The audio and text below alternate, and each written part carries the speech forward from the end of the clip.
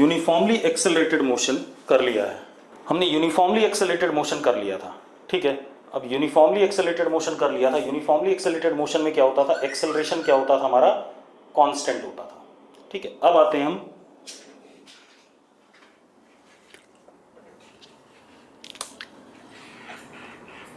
Non uniformly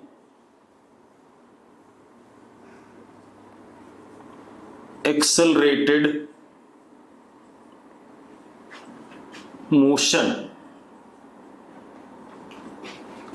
that is NUAM।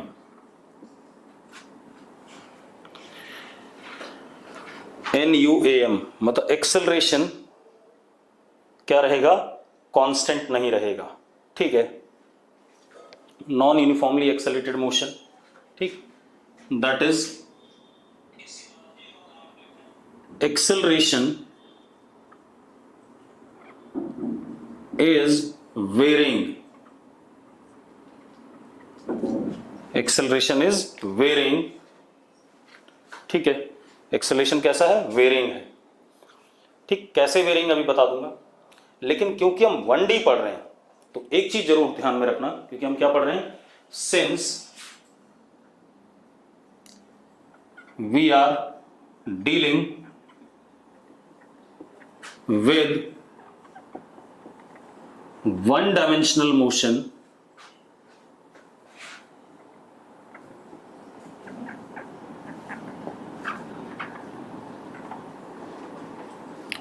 therefore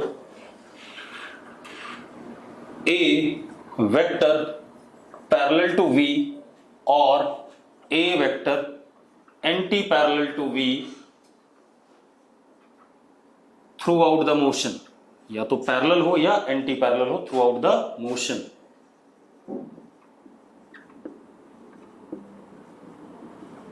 ये कहानी है, ठीक है। अरे क्लियर है बात, ठीक है। अब मैंने क्या कहा, एक्सेलरेशन वेरिंग है, लेकिन क्योंकि हम 1D मोशन पढ़ रहे हैं तो एक्सेलरेशन या तो पैरेलल हो या एंटी पैरेलल हो, किसके, क्या कहते हैं, वेलोसिटी के, ठीक। अब एक्सेलरेशन अगर वेरिंग है तो कैसा है, देखो, जैसे एक्सेलरेशन हमने पार्टिकल का दे दिया 2t, 2 into t, ऐसी मैं एक एग्जांपल ले रहा हूं, मैंने एक्सेलरेशन दे दिया 2t। तो अब एक बात बताओ, टाइम 0 पे एक्सेलरेशन कितना हो गया, 0, टाइम 1 सेकंड पे कितना, 2, टाइम 2 सेकंड पे कितना, 4, टाइम 3 सेकंड पे कितना, 6 एंड सो ऑन। मतलब acceleration is now function of what, time. किस पे डिपेंड कर रहा है, टाइम पे डिपेंड कर रहा है, यस और नो, अरे यस और नो, ठीक है। Acceleration is now function of time, ठीक।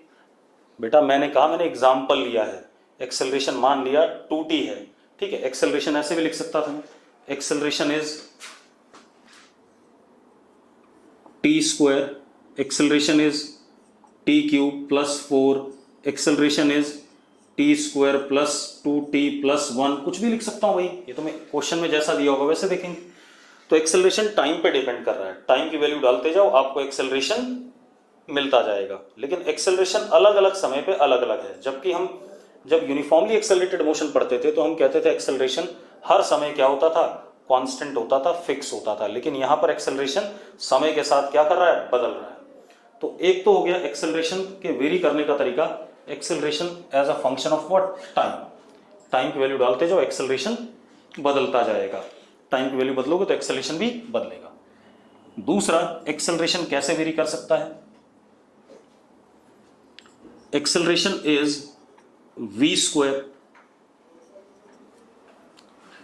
Acceleration is v square. Suppose acceleration v square है, तो जब पार्टिकल की वेलोसिटी 0 तो एक्सेलरेशन कितना, 0। जब पार्टिकल की वेलोसिटी 1 तो एक्सेलरेशन कितना, 1। जब पार्टिकल की वेलोसिटी 2 तो एक्सेलरेशन कितना, 4। जब पार्टिकल की वेलोसिटी 3 तो एक्सेलरेशन कितना, 9। तो इसका मतलब acceleration is function of what, velocity. ये भी हो सकता है, वेलोसिटी पे भी डिपेंड कर सकता है, जैसा आपको सवाल में गिवन होगा बेटा उस हिसाब से होगा, ठीक है। इतनी बात मैं सिर्फ आपको बता रहा हूँ एक्सेलरेशन किस तरीके से बदल सकता है। तो acceleration is function of what, velocity, ये भी हो सकता है सवाल में। Acceleration can be also equal to s plus 1 where s is displacement. s क्या है, डिस्प्लेसमेंट मान लेते हैं। तो अब एक बात बताओ, जब हमारा डिस्प्लेसमेंट 0 है तो एक्सेलरेशन कितना 1, जब डिस्प्लेसमेंट 1 है तो एक्सेलरेशन कितना 2, जब डिस्प्लेसमेंट 2 है तो एक्सेलरेशन कितना 3 एंड सो ऑन। तो इसका मतलब अब अगर हम डिस्प्लेसमेंट की वैल्यू डालते जाएं तो एक्सेलरेशन क्या कर रहा है, बदल रहा है। तो acceleration can B function of what, displacement also. Acceleration can B function of displacement also. Clear है भाई, ठीक है। तो एक्सेलरेशन हमारा 3 तरीके से वेरी कर सकता है। एक्सेलरेशन या तो टाइम का, बेटा कर्तव्य आवाज सिर्फ आपको नहीं आ रही, बाकी सबको आ रही है, ठीक है। तो क्या कहानी है, अब मैं क्या कह रहा हूं बेटा कि एक्सेलरेशन टाइम के साथ भी बदल सकता है, एक्सेलरेशन वेलोसिटी के साथ भी बदल सकता है, एक्सेलरेशन डिस्प्लेसमेंट के साथ भी बदल सकता है। वो आपको क्वेश्चन में गिवन होगा कैसे बदलेगा। अब जरा हम वेरिएबल एक्सेलरेशन वाले जो प्रॉब्लम्स होंगे उनको डील करते हैं। नॉन यूनिफॉर्मली एक्सेलरेटेड मोशन, इनसे रिलेटेड जो प्रॉब्लम होंगे उनको डील करेंगे। देखो अब मैं एक बात और बता दूं, NUAM के लिए कोई फॉर्मूले नहीं होते भाई, ठीक है। अगर आपको ये लग रहा हो कि NUAM के लिए हमारे पास कोई फॉर्मूले हैं तो there are no formulas for NUAM, ठीक है। इनको डील करने का तरीका मैं आपको बता रहा हूं कैसे करना है। आपको टाइम 0 पे इनिशियल वेलोसिटी दे दी गई u और acceleration a and a is varying, a is varying. a या तो टाइम का फंक्शन है या वेलोसिटी का फंक्शन है या डिस्प्लेसमेंट का फंक्शन है। अरे क्लियर है, हाँ बस ये ध्यान रखना है a या तो पैरेलल हो या एंटी पैरेलल हो। क्लियर। अब हमारा पर्पस क्या होता है, हमें किसी समय पे पार्टिकल की वेलोसिटी बतानी है और पार्टिकल का क्या बताना है, डिस्प्लेसमेंट बताना है। पार्टिकल की वेलोसिटी बतानी है और पार्टिकल का क्या बताना है, डिस्प्लेसमेंट। यस और नो, ठीक है। अब आप एक काम करो, किसी पर्टिकुलर मोमेंट पे dv upon dt rate of change of velocity with respect to time is what, acceleration. हाँ या ना, dv by dt is equal to acceleration लिख सकते हैं कि नहीं, ठीक है। अब आप एक काम करो, देखो dv is equal to a dt, dv is equal to a dt, ठीक है। इतनी बात। अब dv is equal to a dt का मतलब क्या हुआ, मेरी बात ध्यान सुनना। dv is equal to a dt, dv is what, change in velocity in very small time interval dt। जो छोटा सा टाइम इंटरवल है dt, उसमें जो वेलोसिटी में चेंज आया वो dv है। तो dv क्या है, very small change in velocity in very small interval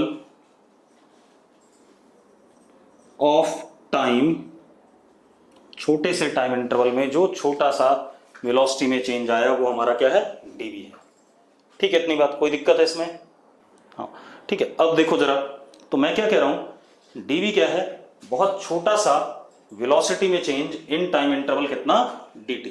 अब क्या इशू है बेटा, अब मेरी बात ध्यान सुनना, ये छोटे से dt टाइम इंटरवल का वेलोसिटी में चेंज है, अगले छोटे से dt का भी ऐसी चेंज आएगा, अगले छोटे से dt इंटरवल का भी dv चेंज आएगा, अगले का भी आएगा, सारे dv में ऐड कर दूं, ठीक है। इतनी बात। तो मैं क्या करता हूं, इंटीग्रेशन कर देता हूं, integration dv is equal to integration a dt। Time 0 पे वेलोसिटी कितनी है, u, और टाइम t पे कितनी, v। टाइम t पे कितनी, v। ऐसा ही हमने पहले भी करा था, हाँ या ना, ठीक है। अब मजेदार बात देखो, आप इस केस में, जैसे पिछले केस में आप एक्सेलरेशन को इंटीग्रेशन से बाहर ले लेते थे। क्यों ले लेते थे? क्योंकि यूएएम में एक्सेलरेशन कांस्टेंट था, लेकिन यहां पर एक्सेलरेशन कांस्टेंट नहीं है, इस वजह से आप एक्सेलरेशन को इंटीग्रेशन से बाहर नहीं ले सकते। तो आपके पास लेफ्ट साइड में इंटीग्रेशन आ जाएगा v, और इसकी lower limit u, upper limit v is equal to integration a dt 0 to t। तो लेफ्ट साइड में upper limit v minus u is equal to integration a dt 0 to t। तो v comes out to be u plus integration a dt 0 to t। ये आगे आगे भाई। अब आपको question में a गिवन होगा, तो उसी हिसाब से आप इंटीग्रेट करोगे, फिर आपको वेलोसिटी मिलेगी। क्योंकि मैंने तो जनरल लिया है, क्वेश्चन में आपको a गिवन होगा, a 2t दे सकता है, t स्क्वायर दे सकता है, t क्यूब दे सकता है, कुछ भी दे सकता है। तो वो क्वेश्चन में पता चलेगा कि a कितना है। अगर क्वेश्चन में a दे दिया आपको, तो आप u plus integration a dt 0 to t करके आप क्या निकाल लोगे? वेलोसिटी निकाल लोगे। यस और नो? अरे यस और नो, ठीक है। अब इसके बाद तो हमारे पास v आ गया, v हमें as a function of time पता चल गया। हमने a की वैल्यू दे दी क्वेश्चन में, इंटीग्रेट कर लिया, v as a function of time आ गया, ठीक है। अब हम क्या लिख सकते हैं? ds bye dt rate of change of position is equal to what? v। लिख सकते हैं या नहीं लिख सकते? ds बाय dt को v लिख सकते हैं कि नहीं? अब ds बाय dt को अगर हम v लिख सकते हैं, तो ds is equal to v dt। अब ds is small displacement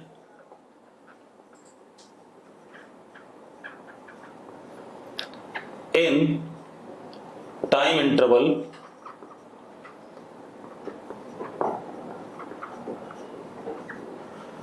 dt। ds is small displacement in time interval dt। yes or no? ठीक है। अब हम एक काम और कर सकते हैं बेटा। अब हम क्या कर सकते हैं? हम अगले dt में छोटा सा डिस्प्लेसमेंट, अगले dt में छोटा सा डिस्प्लेसमेंट और सारे डिस्प्लेसमेंट को ऐड कर दें, तो हमें टोटल डिस्प्लेसमेंट मिल जाएगा। ऐड करने का मतलब इंटीग्रेशन। तो what we will perform? ds is equal to integration v dt। Time 0 पे पोजीशन इज 0, टाइम t पे कितना? s। तो लेफ्ट हैंड साइड क्या आ गया? s, 0 से लेके s integration v dt 0 to t। अब हम v को बाहर नहीं ले सकते। क्यों नहीं ले सकते? क्योंकि v खुद फंक्शन ऑफ क्या है?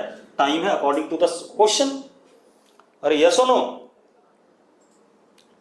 v खुद क्या है? फंक्शन ऑफ टाइम है, इस वजह से मैं उसको बाहर नहीं ले सकता। तो अब क्या आ गया हमारे पास? s is equal to integration 0 to t, जैसा v आया होगा क्वेश्चन में, उसके हिसाब से उसे इंटीग्रेट करके हम क्या निकाल लेंगे? डिस्प्लेसमेंट निकाल लेंगे। कोई दिक्कत है इसमें? अब एक क्वेश्चन ले लेते हैं बेटा, ठीक है, कोई बात नहीं, मैं क्वेश्चन ले रहा हूं। आप एक काम करो, सपोज u इज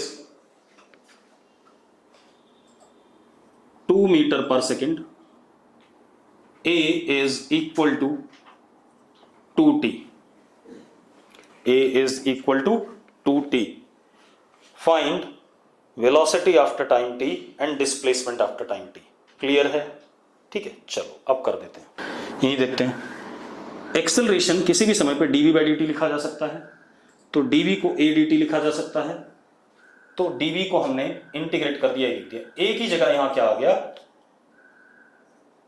2t आ गया, 2 बाहर, यहां पे t। क्लियर है भाई?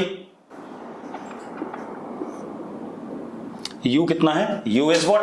2, और टाइम t पे वेलोसिटी v। जिनको समझ में नहीं आया था, यहां तक के स्टेप क्लियर है या नहीं है पहले बता दो मुझे। क्लियर है? अब हम क्या करें? इंटीग्रेट कर लें। t का इंटीग्रेशन क्या आएगा? t स्क्वायर बाय 2, और यहां आएगा v। तो v लोअर लिमिट 2, अपर लिमिट v, और यहां पर 2 और t square by 2, lower limit 0, upper limit t। कितने लोगों को ये स्टेप क्लियर है? अगर स्टेप क्लियर है यस लिखो फटाफट। चलो बहुत बढ़िया, सबको क्लियर है। अब जरा देखो, अब हम क्या करते हैं, लिमिट डाल देते हैं। तो v minus 2 is equal to 2 t square by 2 minus 0। तो v minus 2 is equal to t square, तो v comes out to be 2 plus t square. ये आ गया कि नहीं आ गया, velocity after time t, yes और नो? अब क्लियर है सबको? ठीक है, अब ये वेलोसिटी आफ्टर टाइम t आ गया। अब इसमें t की वैल्यू डालते जाओ, आपको क्या कहते हैं, वेलोसिटी मिलती जाएगी। ठीक है, t की वैल्यू डालते जाओ, आपको वेलोसिटी मिलती जाएगी। अब मैं डिस्प्लेसमेंट की बात करूं तो बेटा मुझे पता है ds bye dt is what, v। तो ds can be written as v dt, लिख सकते हैं ऐसा। अब इंटीग्रेशन, टाइम 0 पे डिस्प्लेसमेंट 0, टाइम t पे कितना, s। ठीक है, इतनी बात। अब हम v की वैल्यू डाल दें, ये वाली उठा करके जो आई हुई है। तो इंटीग्रेशन ds 0 से s is equal to integration 2 plus t square dt 0 to t, ऐसा लिख सकते हैं। अगर ये बात आपको क्लियर है तो यस बोलो फटाफट।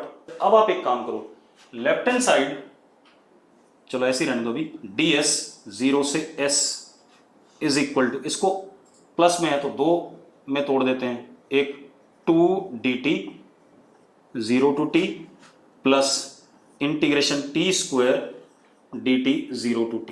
बेटा 2 कांस्टेंट है तो बाहर आ जाएगा, हाँ या ना? अब यहां पर आ गया s, lower limit 0 upper limit s, यहां पर 2 ये तो है ही, और t की पावर 0 का इंटीग्रेशन कितना, t lower limit 0 upper limit t, और इसका कितना t क्यूब बाय 3 0 से t। अब लिमिट डाल दो, upper limit s lower limit 0 खत्म, upper limit t lower limit 0 तो 2t, और t क्यूब बाय 3 माइनस 0 तो प्लस t क्यूब बाय 3। ये हमारा क्या आ गया, डिस्प्लेसमेंट। आ गया कि नहीं आ गया भाई? अगर आ गया तो यस लिखो। बहुत बढ़िया, सब लोग यस लिख रहे हैं, बहुत ही बढ़िया, हो गया, सिंपल सा था। तो इस तरीके से अप्रोच करना है अगर हमारे पास क्या है, नॉन यूनिफॉर्मली एक्सेलरेटेड मोशन है। अब इसमें खेल क्या है नॉन यूनिफॉर्मली एक्सेलरेटेड मोशन में? इसमें खेल ये है कि आपके पास कोई फॉर्मूले नहीं है, आपने सिर्फ इंटीग्रेशन करना है या डिफरेंशिएशन करना है। ठीक है, अब कई बार हमें उल्टा चलना पड़ेगा, उल्टा इन द सेंस, जैसे यहां पर मैंने एक्सेलरेशन दिया था, आपने एक बार इंटीग्रेट करिए, आपने एक बार इंटीग्रेट करा, आपको वेलोसिटी मिला, आपने वेलोसिटी को फर्दर इंटीग्रेट करा, आपको डिस्प्लेसमेंट मिला। अब कई बार हमें उल्टा दिया जाएगा प्रॉब्लम, उल्टा प्रॉब्लम मतलब हमें s दे दिया गया, सपोज पोजीशन दे दी गई, ठीक है, हमें s दे दिया गया, this is given to us, तो मुझे वेलोसिटी चाहिए, तो मैं क्या करूंगा, ds by dt, I will get what, velocity. Yes और नो? हाँ या ना? ठीक है। और दूसरी चीज, अगर मुझे एक्सेलरेशन चाहिए तो dv, अब v आ चुका है तो उसको डिफरेंशिएट कर दो, dv by dt, that will give me what, acceleration. अरे ठीक है, ठीक, चलो ये हमारे पास तरीका हो गया, सिंपल सी कहानी है। अब जरा हम एक दो सवाल और करें। अब सवाल क्या है बेटा, देखो जरा, अब सवाल ये है कि मुझे क्वेश्चन दिया गया v is equal to under root 16 minus 4s, v is equal to under root 16 minus 4s। ठीक है, इतनी बात। v इज वेलोसिटी, ठीक है, s इज डिस्प्लेसमेंट और पोजीशन, जो भी मानना चाहो। आपको क्या बताना है, पहला ऑप्शन है मोशन इज UAM, दूसरा ऑप्शन है मोशन इज NUAM, तीसरा option acceleration A is equal to -2, चौथा नन। ठीक है, ये हमारे पास 4 ऑप्शन है। क्लियर बेटा? अरे ठीक है। अब आप लोग जरा सॉल्यूशन बताओ मुझे इसका। रिया गुप्ता ने बी आंसर दिया है, दिव्यांश ने 1 और 3 दिया है, वर्णित ने 3 दिया है, तेजस ने बी दिया है। चलो मैं आपको बताऊं, आंसर इसका 1 और 3 है, आंसर इसके 1 और 3 हैं। ठीक है, इतनी बात, बाकी आंसर नहीं है। ठीक, मैं बताता हूं कैसे, चेक करो। आप एक काम करो, अगर v को मैं डिफरेंशिएट कर दूं, ठीक है, इतनी बात, तो मुझे एक्सेलरेशन मिलेगा कि नहीं मिलेगा? तो एक काम करते हैं, पहले मैंने इसको स्क्वायर कर दिया, v square is equal to 16 minus 4s। अब आप एक काम करो, इसको टाइम के रिस्पेक्ट में डिफरेंशिएट कर दो। v भी वेरिएबल है और पोजीशन भी वेरिएबल है, तो हमने टाइम के रिस्पेक्ट में डिफरेंशिएट कर दिया। ठीक है, तो अब जरा देखो, v स्क्वायर का डेरिवेटिव टाइम के रिस्पेक्ट में कर रहे हैं, ध्यान रखना, 2v dv बाई dt। ये स्टेप अगर आपको क्लियर है तो यस लिख दो। मैंने v स्क्वायर को डिफरेंशिएट करा, अगर आपको स्टेप क्लियर है तो यस लिख दो। बहुत बढ़िया, सबको क्लियर है, चलो मैं बच गया। ठीक है, अब इज इक्वल टू 16 कांस्टेंट है, इसका derivative 0 minus 4 ds by dt। ये वाला स्टेप क्लियर है राइट हैंड साइड में, तो ये भी यस लिख दो अगर क्लियर है तो। बहुत बढ़िया, ठीक है, चलो अब कोई इशू नहीं। अब आप एक चीज देखो, ये कटा, ये हो गया 2, तो v dv बाई dt क्या होता है? Acceleration is equal to -2 and ds by dt क्या होता है? Velocity. a is equal to -2 आ रहा है कि नहीं आ रहा है? a इज इक्वल टू -2 आ रहा है कि नहीं आ रहा, पहले बता दो मुझे। ठीक है, अब एक्सेलरेशन -2 आ गया, कांस्टेंट आ गया कि नहीं आ गया? अरे आ गया, और कांस्टेंट आ गया बेवकूफों, तो क्या हो गया? एक्सेलरेशन मैग्नीट्यूड में -2 आ गया और कांस्टेंट आ गया, तो मोशन इज UAM। यस और नो? अब इसी को करने का दूसरा तरीका भी था मेरे पास, देखो एक मिनट। मैंने जब स्क्वायर करा तो मुझे मिला v square is equal to 16 minus 4s। अगर आप इस इक्वेशन से कंपेयर करो UAM के, इस वाली इक्वेशन से, तो जरा देखो ये UAM की इक्वेशन है या नहीं है? और UAM की इक्वेशन में अगर v की डिग्री 2 है और s की डिग्री 1 है, तो मोशन कैसा है? यूनिफॉर्मली एक्सेलरेटेड है या नहीं है? अरे यस और नो? तो मैं डिफरेंशिएट ना भी करता, मैं ऐसा भी काम चला सकता था, मुझे तो पता था कि ये UAM है। ठीक है, तो कई बार आपको देखते ही पता चल रहा है, ज्यादा जल्द अच्छा होगा वो। ठीक है, अब जरा देखो, तो 2a इज व्हाट? -4, तो a is equal to what? -2। एक तो ये आ गया, और u स्क्वायर 16, तो इनिशियल वेलोसिटी कितनी हो गई? 4 हो गई। और भी चीजें आपको पता चल गई, यस और नो? ठीक है, अब क्लियर है? चलो बेटा, कंपेयर करा मैंने जो UAM की कर्तव्य, जो UAM की इक्वेशन थी v square equal to u square plus 2s, उसमें v की डिग्री 2 है और s की डिग्री 1 है, और इसमें भी देखो जरा, v की डिग्री 2 है और s की डिग्री 1 है, तो अगर ऐसा होता है तो मोशन हमेशा UAM होता है। ठीक है, इतनी बात। अब और फिर बाद में हमने कंपेयर कर लिया, 2a इज इक्वल टू -4, तो a -2 हो गया, और u square is equal to 16, तो u is equal to what? 4। अब एक और क्वेश्चन करते हैं। क्वेश्चन क्या है? t is equal to p s square plus QS। अब t is equal to p s square plus QS। ठीक है, यहां पर t क्या है? t is time, s displacement या position, p and q positive constants, p और q सिर्फ पॉजिटिव कांस्टेंट्स हैं। ठीक है, find acceleration of particle, find acceleration of particle. आपने क्या करना है? पार्टिकल का एक्सेलरेशन निकालना है। क्लियर है? अरे क्लियर है? अब देखो करना क्या होगा, आप ऐसे सोचो कि आपको s देख, अब किसी बच्चे ने पूछा निगम ने कि हमें कैसे पता चलेगा इंटीग्रेशन करना है या डिफरेंशिएशन करना है। भाई इंटीग्रेशन तब करना होता था जब एक्सेलरेशन गिवन होता था, उससे एक बार इंटीग्रेट करके वेलोसिटी निकलता था, एक बार इंटीग्रेट करके क्या निकलता था, डिस्प्लेसमेंट।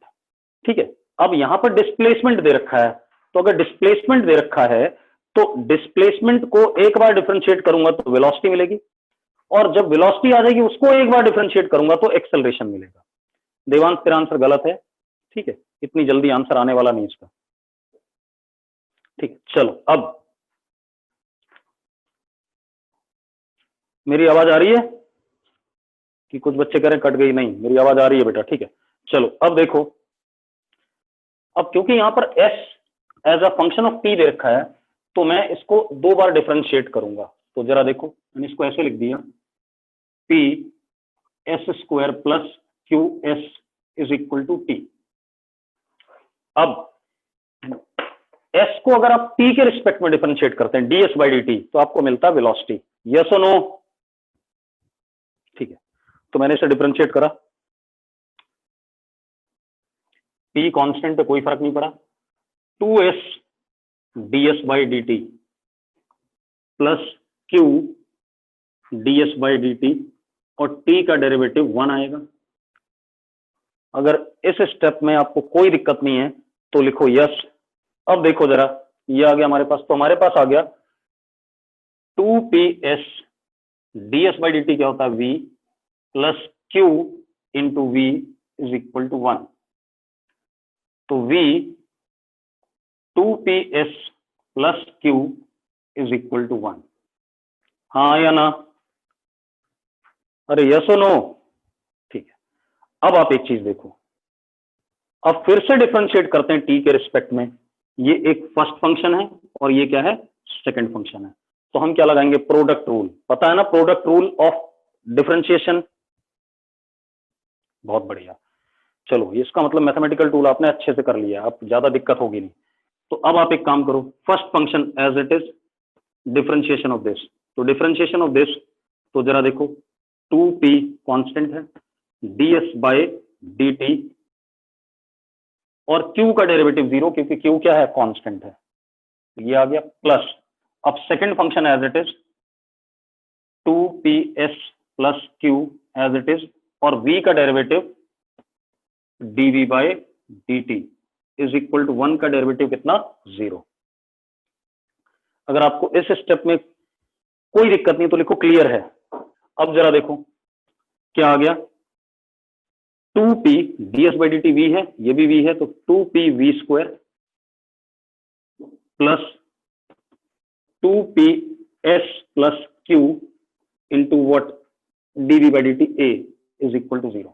अच्छा, यहां पर एक्सेलरेशन ऑफ पार्टिकल तो निकालना है, एज फंक्शन ऑफ s निकालना है बेटा, ये मैं बताना भूल गया था, एज फंक्शन ऑफ s, मतलब एक्सेलरेशन आपने s का फंक्शन बताना है। ठीक है, s की टर्म्स में लाना है। ठीक, अब जरा देखो, acceleration can be written as -2p v upon 2ps plus q। लिख सकते हैं कि नहीं लिख सकते हैं?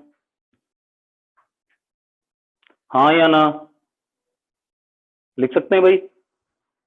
चलो बहुत बढ़िया। अब आप क्या कर सकते हो, कोई दिक्कत नहीं, v स्क्वायर को आप 1 अपॉन 2p, यहां पर देखो इस स्टेप में, देखो इस स्टेप में, सॉरी इस स्टेप में v को आप लिख सकते हो 1 अपॉन, लिख सकते हो कि नहीं लिख सकते हो? लिख सकते हो भाई। तो जरा देखो, v स्क्वायर की वैल्यू डाल दो, तो a is equal to -2p upon 2ps plus q का क्यूब। कर सकते हो कि नहीं? ये आ गया acceleration as a function of s। हाँ या ना? अगर मुझे बोला जाए एज फंक्शन ऑफ v, तो जरा देखो 1 upon 2ps plus q is what v, तो a is equal to minus 2pv cube, ये भी लिख सकते हो आप, लिख सकते हो कि नहीं? बहुत बढ़िया, यानी कि आपको ये क्लियर है। अब थोड़ा सा आगे बात करते हैं, हो गया, अगला क्वेश्चन देखते हैं बेटा। अब एक क्वेश्चन और करते हैं, ठीक है। अब बढ़िया क्वेश्चन करने जा रहे हैं, उस पर ध्यान दो।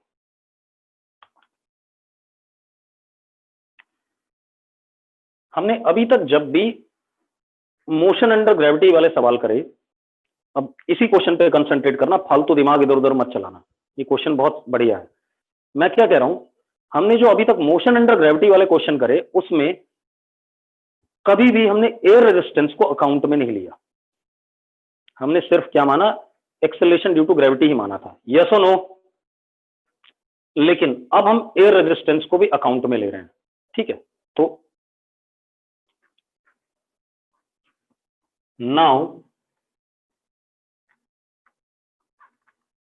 Taking air resistance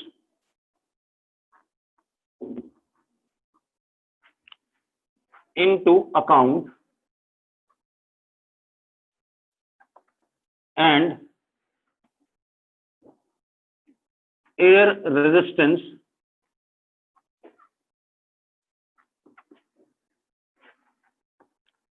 is a in magnitude, मतलब इसका मतलब इसका एक्सेलरेशन a है मैग्नीट्यूड में,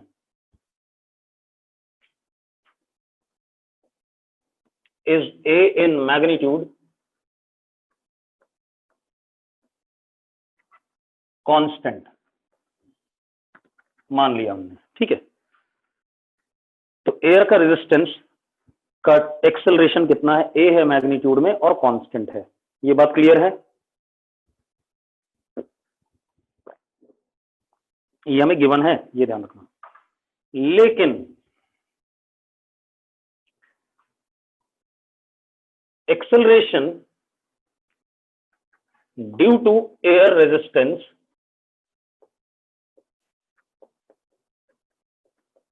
acts opposite to direction of velocity, जिस डायरेक्शन में पार्टिकल चल रहा होता उसके क्या लगेगा, अपोजिट लगेगा। क्लियर है? मेरी बात समझ में आ रही? जिस डायरेक्शन में पार्टिकल चल रहा होगा, जिधर उसकी वेलोसिटी भी उसके अपोजिट डायरेक्शन में लगेगा, बस इतनी सी बात बता रहा हूं, ठीक। अब हमारे पास सवाल क्या है, देखो, हमने पार्टिकल u वेलोसिटी से ऊपर फेंका, जब इसे u वेलोसिटी से ऊपर फेंक रहे हैं तो ये ऊपर जा रहा है, तो एक तो इसके ऊपर नीचे की तरफ एक्सेलरेशन ड्यू टू ग्रेविटी लग रहा होगा, और एक नीचे की तरफ इस पे acceleration due to air resistance लग रहा होगा, दोनों नीचे की तरफ है, दोनों ऐड हो गए, और साइन कैसा, नेगेटिव, क्योंकि नीचे की तरफ जो भी चीज डायरेक्टेड होती है उसे हम क्या लेते हैं, नेगेटिव। क्लियर है भाई? अब इसको ऊपर पहुंचने में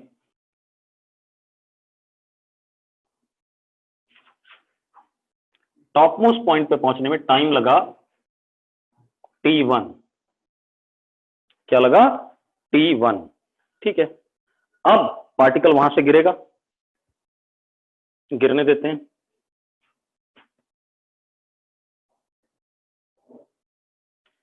जब ये ऐसे नीचे गिरेगा बेटा, तो जरा देखो,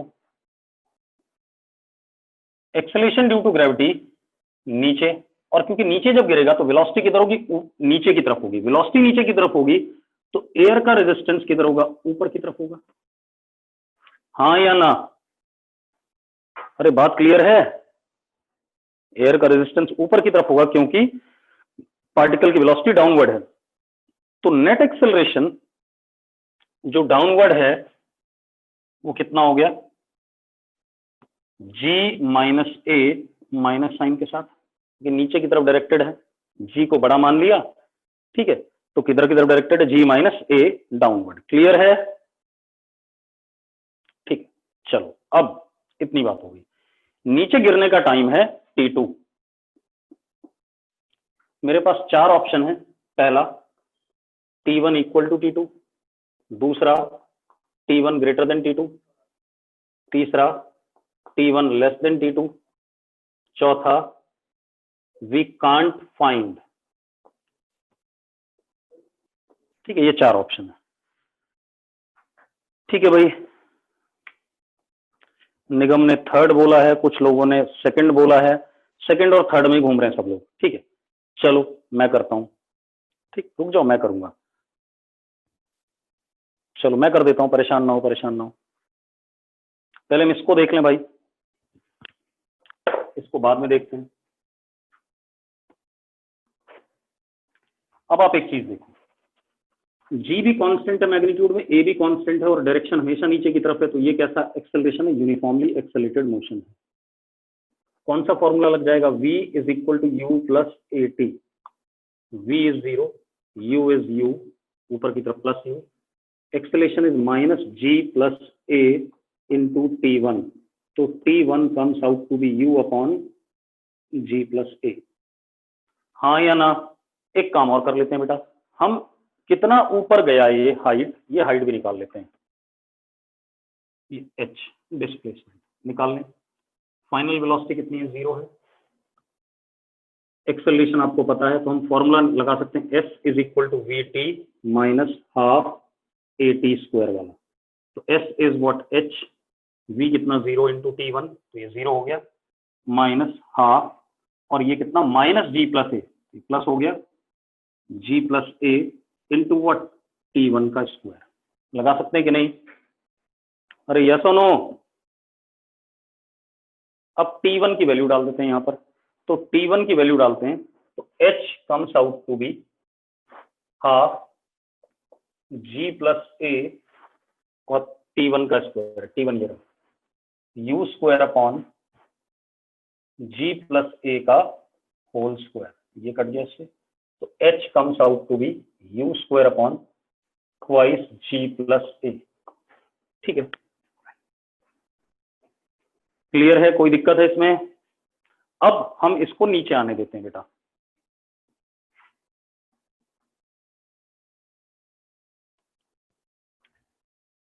अब ये नीचे आएगा, ये इनिशियल पोजीशन है और ये फाइनल पोजीशन है। इनिशियल वेलोसिटी इसकी 0, और नीचे आएगा तो ये डिस्प्लेसमेंट कितना हो गया? माइनस h हो गया, और एक्सेलरेशन नीचे की तरफ हमने पढ़ा था अभी, कितना था? माइनस जी माइनस ए। लिखा था कि नहीं लिखा था? अभी हमने डायग्राम बनाया था जब नीचे आने का। अरे यस और नो? ठीक है, अब हम लगाते हैं, और टाइम कितना है? T2 नीचे आने का। अब हम इक्वेशन लगाते हैं, s is equal to u t plus half a t square वाली। तो s कितना है? माइनस h, u कितना है? 0, हाफ ए कितना? माइनस जी माइनस ए, तो minus ji minus a into T2 का स्क्वायर, ये कट गया। h की वैल्यू डाल देते हैं बेटा, ये वाली यहां पर, तो कितना हो गया? U square upon twice g plus a half g minus a into T2 square, 2 से 2 कट गया। T2 is equal to u upon under root g plus a into g minus a, ये T2 है। और T1 देखो कितना है? T1 is u upon under root g plus a into g plus a. जरा देखना मैंने सही तरीके से लिखा है T1 को कि नहीं लिखा है? हाँ या ना? सही लिखा हुआ है सब? अब एक बात बताओ, कौन बड़ा है? T1 बड़ा है, T2 बड़ा है? T2 बड़ा है भाई। एक बात बताओ, ये डिनोमिनेटर में है यहाँ पर, बाकी सब चीजें तो सेम है, और यहाँ ये डिनोमिनेटर में है, बाकी सब सेम है। तो ये डिनोमिनेटर क्या है? छोटा है। अगर ये डिनोमिनेटर छोटा है तो ये वैल्यू क्या होगी? बड़ी होगी कि नहीं बड़ी होगी? तो answer is what? T2 is greater than T1। Yes और नो? क्लियर है? चलो बहुत बढ़िया। लास्ट स्टेप बेटा, मैंने क्या करा? T2 निकाल लिया, इसको यहाँ लिखे और T2 अंडर रूट कर दिया, ये आ गया। T1 ये लिखा था मैंने, इसको इस फॉर्म में लिखा, इस फॉर्म में लिखा, तो ये डिनोमिनेटर छोटा है इससे। अगर छोटा है डिनोमिनेटर तो ये वैल्यू क्या होगी? बड़ी आएगी। अगर डिनोमिनेटर छोटा हो तो अपने आप वैल्यू क्या आ जाती है, बड़ी आ जाती है। ठीक है, चलो आज के लिए इतना ही, कल बात करेंगे।